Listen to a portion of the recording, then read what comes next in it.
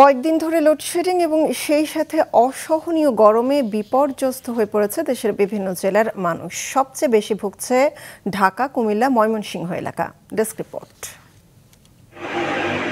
রংপুরের বিভিন্ন হিমাগারে দিনের 12 ঘণ্টায় বিদ্যুৎ থাকছে না।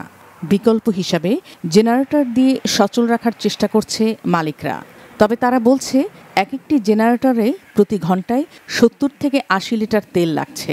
তাদের আশঙ্কা, এই অবস্থা দীর্ঘদিন চললে খরচ মেটাতে হিমশিম খেতে হবে এবং নষ্ট হতে পারে হিমাগারে সংরক্ষিত আলু। এই ব্যাপারে যদি পরবর্তীতে যদি আলুর কোনো দুর্ঘটনা ঘটে যায় তখন তো আমরা সবাই ক্ষতিগ্রস্ত। বিগত এক সপ্তাহ ধরে তো লোডশেডিং পুরাদমে চলছে। এরকম চলতে থাকলে তো আমাদের বীজ আলু নষ্ট হয়ে যাবে। আমরা চাচ্ছি বলে লোডশেডিংটা ভালো হোক, আলু যাতে নষ্ট না হয়। আমাদের ব্যবসায়ীদের নষ্ট হয়ে গেলে আমাদেরও লস, আলু গৃহস্থরও লস। এদিকে জেনারেটর থাকায় চিকিৎসা সেবায় বিদ্যুৎ সংকটে এখনও তেমন প্রভাব পড়েনি ব্রাহ্মণবাড়িয়া জেনারেল হাসপাতালে। তবে ঘন ঘন লোডশেডিংয়ে অতিষ্ঠ সেখানকার রোগী ও স্বজনরা। নির্বিচ্ছিন্ন বিদ্যুৎ দরকার, কারণ ছোট ছোট বাচ্চাদের যে ইনকিউবেটর রয়েছে, এখানে বিদ্যুৎ না থাকলে, এসি না চললে এখানে বাচ্চারা যে কোনো সময় মারা যেতে পারে। তো এইসব ক্ষেত্রে আমাদের বিদ্যুৎ সবসময় দরকার আমাদের। প্রতিদিন 1 থেকে 1.5 ঘণ্টা পরপর বিদ্যুৎ বিভ্রাট টাঙ্গাইলের 12 উপজেলাতেই। পুরো জেলা জুড়ে 19 মেগাওয়াট চাহিদা থাকলেও সরবরাহ হচ্ছে মাত্র 11।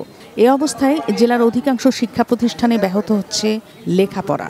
স্কুলে আসার পরে যখন আমরা ক্লাসে বসি তখন 2-3 ক্লাস করার পরে আবার চলে যায়, হয়তো আমরা যখন ছুটি হয়ে যায় তখন কারেন্ট আসে।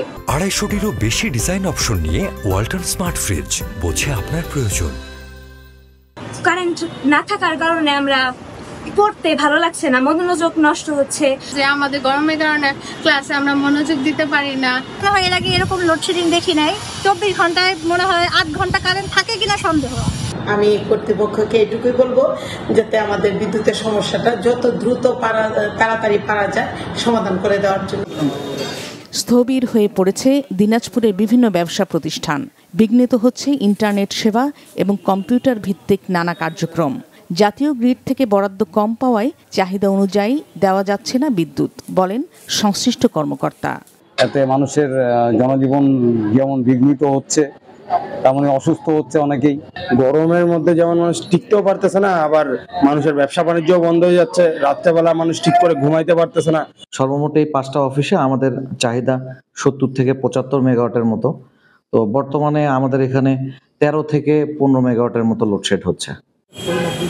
বিদ্যুৎ বিভাগের হিসাবে দেশে বিদ্যুৎ উৎপাদন সক্ষমতা 27,000 মেগাওয়াট হলেও জ্বালানি স্বল্পতা সহ যান্ত্রিক ত্রুটির কারণে বেশিরভাগ সক্ষমতাই কাজে লাগানো যাচ্ছে না।